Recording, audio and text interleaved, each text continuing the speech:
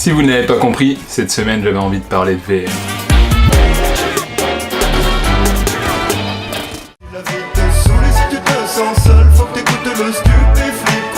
Virtual Reality, qui veut dire réalité virtuelle en français, vous n'êtes pas con. C'est en gros un casque qu'on met sur la tête et qui nous envoie dans un environnement interactif bien souvent. Cet environnement remplace totalement la réalité, il suit nos mouvements et nous sommes entièrement immergés dans cet environnement. Et pour arriver à ça, il y a plusieurs casques sur le marché. Il y a les casques dits de haut de gamme, l'Oculus et le HTC Vive, qui sont des casques qu'on branche sur l'ordinateur. Et il y a les casques où on insère un téléphone dedans, où on peut vivre quelques petites expériences virtuelles comme le Samsung Gear. Et bien sûr, en casque populaire, on peut aussi parler du casque de réalité virtuelle sur console, le PSVR pour la PlayStation, créé par Sony. Mais je ne vais pas trop en parler parce que je ne l'ai personnellement pas testé. Parlons de mon choix. J'ai personnellement choisi l'Oculus, qui est moins populaire que l'HTC Vive, mais je l'ai quand même choisi pour 3 raisons. 1. L'ergonomie des manettes. Sur les manettes, il y a...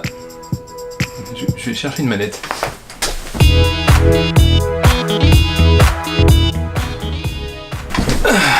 Alors sur les manettes, il y a, en plus de celle de l'HTC Vive, une gâchette de grip qui permet de la prendre dans la main et de gripper un objet avec deux boutons, et ensuite de l'utiliser avec celui-ci. Donc on peut attraper une arme, tirer avec ça. C'est beaucoup plus immersif, j'ai envie de dire. Ensuite, l'analogue, qui est vraiment très pratique.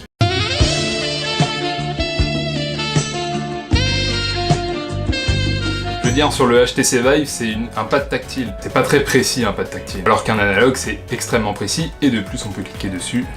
Bref, c'est un vrai bouton. Deuxième point, le catalogue des jeux vidéo. Parce qu'en fait, Oculus a clairement les meilleurs jeux du marché. Les meilleurs jeux du marché sont exclusifs à Oculus, alors que la plupart des jeux HTC Vive, et les meilleurs, sont jouables avec l'Oculus. Je pense qu'il n'y a pas besoin d'en dire plus pour ça. Et ensuite, troisième point, waouh 3, je crois. Troisième point, le prix.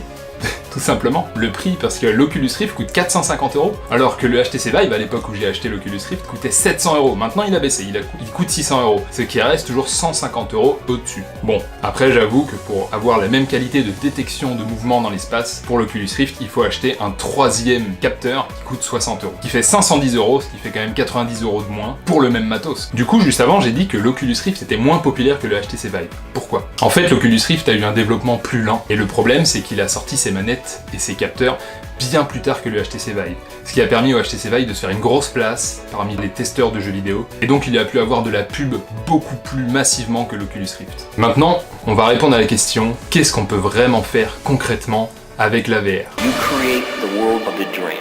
Dans l'inconscient, on pense que la VR c'est juste un projet en développement et qui sera viable à l'avenir. Alors que c'est pas du tout le cas. La VR c'est déjà bien développée et elle est déjà presque au paroxysme de sa version actuelle. En fait, on ne le sait pas forcément avant de s'y intéresser, mais en VR il y a déjà des jeux solo qui ont plus d'une dizaine d'heures d'histoire, de campagne. Ils sont dans les campagnes. Ainsi que des jeux multijoueurs qui peuvent vous faire passer des heures et des heures avec vos amis. Il y a d'ailleurs des jeux qui sont 100% multijoueurs et qui sont constamment mis à jour, comme un Rec Room. Il y a plein de mini-jeux et qui est ultra communautariste. Et là on peut voir que j'étais au lancement d'une Battle Royale. On peut aussi se lancer à l'assaut de donjons avec notre arc et nos épées, avec des gens qu'on vient de rencontrer, et braver tous les dangers pour atteindre le boss final. Au final, combien pensez-vous qu'il y ait de jeux en VR ?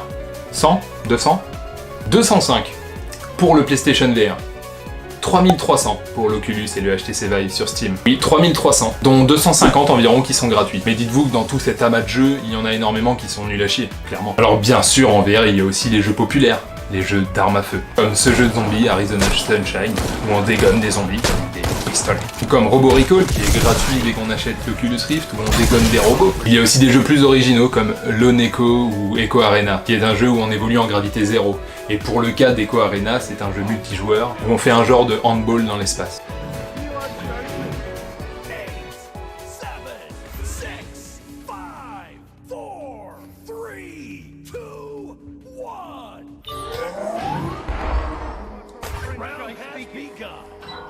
Hey, blue team, I cannot speak French, but I will like that. Ooh!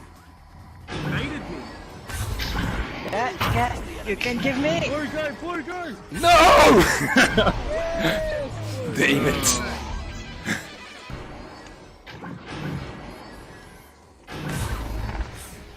Ah! That's good enough, no. Damn! Oh! Oh, Lucky! GG. No, it's kids. Nice. Kid, you stupidos. You We hit the bar! bitch! Get the bar! I will do it! No! I wanted 3 points. I'm so mad. Vas-y, je t'ajoute en ami Joe si tu veux. Yes, carrément. Ça fait longtemps que j'ai pas joué, putain. Moi je commence tout simplement. Ah ouais. Je sais même pas quoi. What? Why did DJ get it? He didn't do anything. MVP. Good game. I did everything. Okay, goodbye. I gotta go. Have fun. Merry Christmas. Goodbye.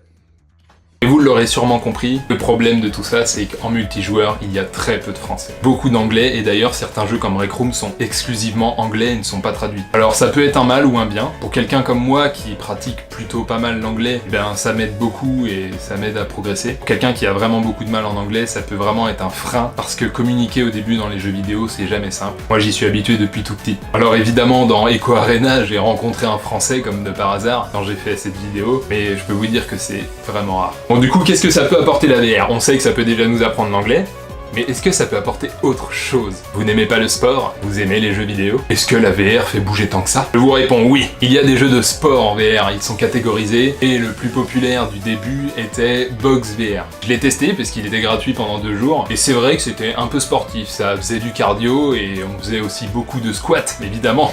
C'est ce qui travaille le plus quand on est en VR, puisqu'on ne peut pas porter de poids avec nous, bien que ça pourrait évoluer avec l'avenir. Mais le must-have, mon jeu préféré, c'est Beat Saber. Beat Saber, c'est un jeu où tu as 2 sabres laser, un rouge et un bleu, et où tu dois couper des cubes, de bas en haut, de haut en bas, en direction des flèches qui sont indiquées sur les cubes. Et tout ça en rythme avec la musique. Et ça donne ça.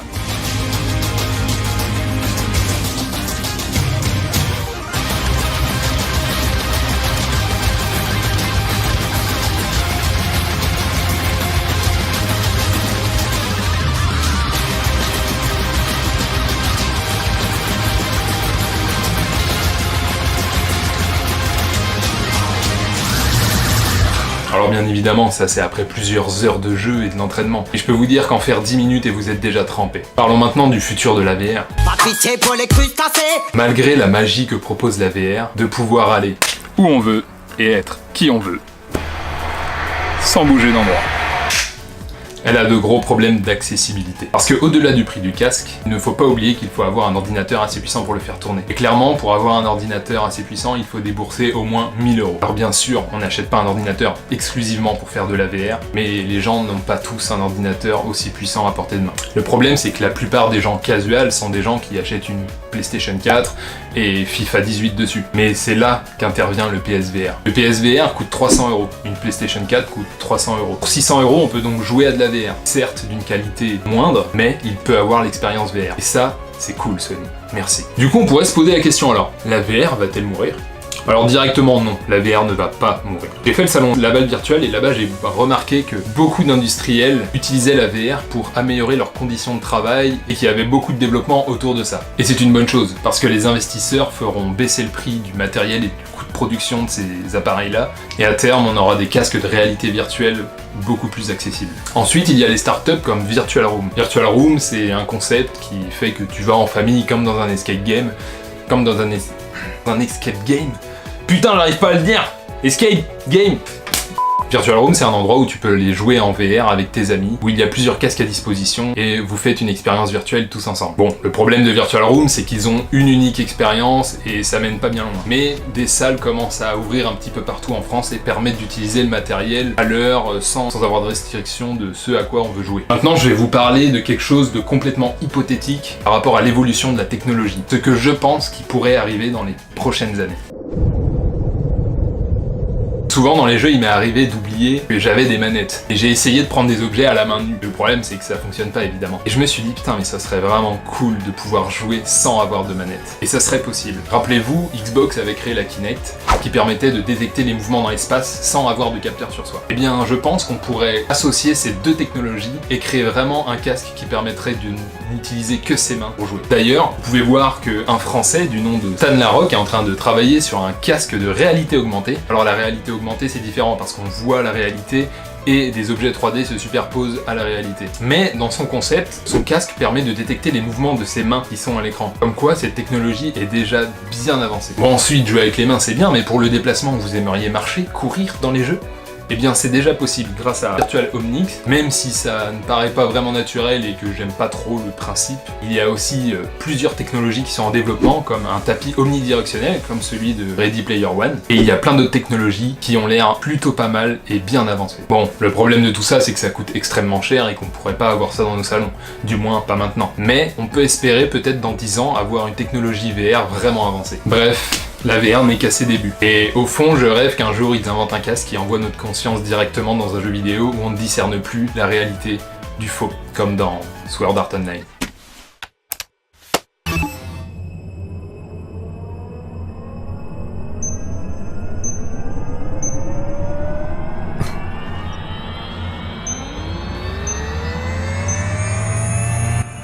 Link start!